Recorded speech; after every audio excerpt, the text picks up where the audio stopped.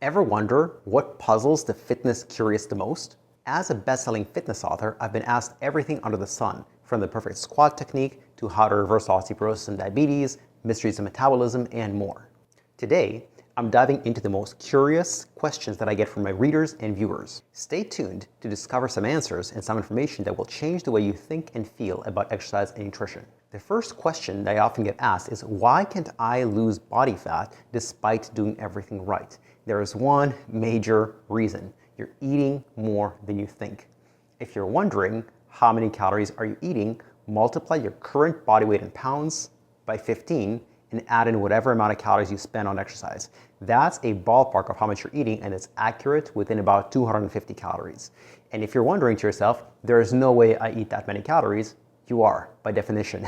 Even with a slow metabolism, you're only about 8% slower than average, not 100% slower than average, not 50% slower than average, only about 8%. And so we tend to lie to ourselves about how many calories are we really eating. For example, in one study, what researchers did is they tried to incentivize people to accurately gauge their calories. And despite giving them a substantial financial incentive, they were still way off on their calorie calculations. As little as 15%, as high as 70%. They were eating 70% more calories than they thought they were.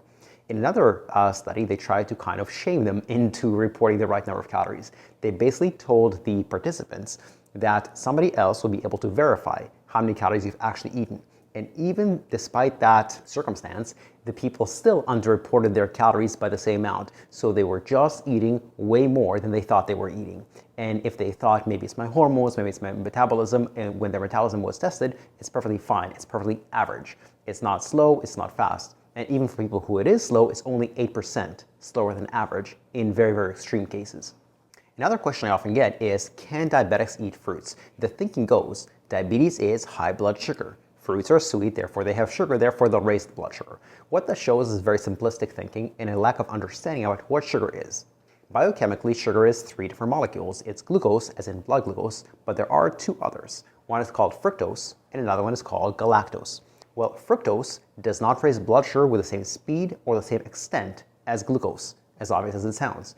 And galactose is mostly found in dairy. So fruits, including dried fruits, are high in fructose, not glucose. They do have some glucose, but they're way higher in fructose than bread or pasta or something like that. The other reason that fruits, even dried fruits, are perfectly fine and even slightly beneficial to diabetics is, yes, they're high in fructose, but they're also very concentrated fiber source. And as I've talked about in my other videos, fiber is the second most potent variable when it comes to diabetes reversal. Another question I often get asked is, how should I exercise if I have osteoporosis? Well, as the best-selling author of the Amazon book called Osteoporosis Reversal Secrets, there is a right way to exercise for bone density, and it's not walking. Walking only decreases your bone strength just a little bit slower than not walking. But the right way to exercise for osteoporosis is a combination of both strength training and jump training. Okay? Now, jumping is one of the most beneficial things you can do for your bones, but it's also a risky thing to do for your bones. So there are ways of getting the benefits of jumping without the risks of jumping, which I cover in my video on your screen right now or in the description below. But same thing with strength training. There is a way to strength train for general health, for toning, but it's a whole other thing to strength train for osteoporosis reversal. Not everything that strengthens muscles strengthens bones. And not everything that strengthens bones also strengthens muscles. So there's a right way, and I've recorded many videos about it. One of them is on your screen right now and in the description below.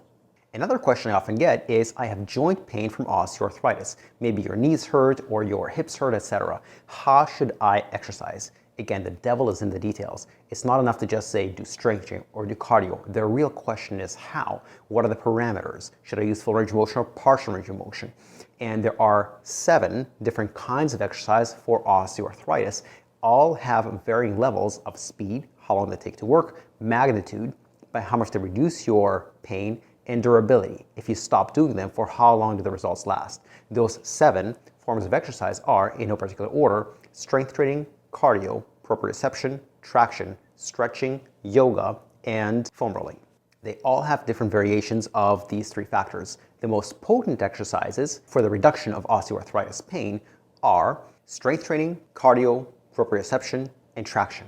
The two least potent forms of exercise for osteoarthritis are yoga and stretching. Another common question I get is how should I be eating if I'm over the age of 50? And by and large, there are many similarities between nutrition before 50 versus nutrition after 50.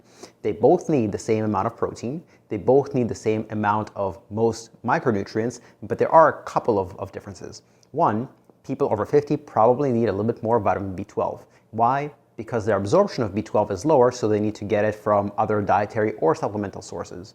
The other distinction is not after 50, but actually after 60, their absorption of protein decreases, so people over 60 actually require more protein than people under 60. One other difference is especially in iron. Just like the absorption of B12 decreases, so does the absorption of iron. So people over 50 or people over 60 need to consume a higher iron diet, so more red meat. And another common question I often get asked is how should I exercise if I'm over 50? By and large, the principles are very similar between under 50 and over 50, but there are a couple of differences. One is don't base it on your age, base it on your abilities. If age was the most important factor, then we can say 100% of people of this age, 50, 60, 70, should be doing this or should not be doing that. But that's not the case. There are people of 60 years old with very low abilities, and there are people 60 years old with very high abilities. They're both 60, and yet their abilities are vastly different. So don't look at your age, look at your abilities. One key thing that most people over 50 should avoid is extremely heavy weights close to muscular failure. However, most people over 50 don't exercise that way in the first place, and they have no desire for it, and they have no need for it. They're not competing at powerlifting, so there is no purpose to it in the first place. You can get great results with higher repetitions and slightly lower weights. Other than that, there's not a heck of a lot of a difference between exercising over 50 and exercising under 50. If you want to go deeper into this, there are 3 ways that can help you. Number 1, you can check my playlist about fitness and nutrition for older adults. Method number 2, I have a free exercise and nutrition email newsletter that comes around twice per week. If you want, you can click on the link in the description below, and that will subscribe you to the newsletter. Method number 3, if you want one-on-one help, you can see if you qualify for our services by visiting our homepage and filling out the application form. Once you fill out the application form, we'll schedule a quick 10 to 15 minute Zoom chat with you. It's no pressure, no sales pitch, no obligation, just to see can we help you or not. Thank you and goodbye.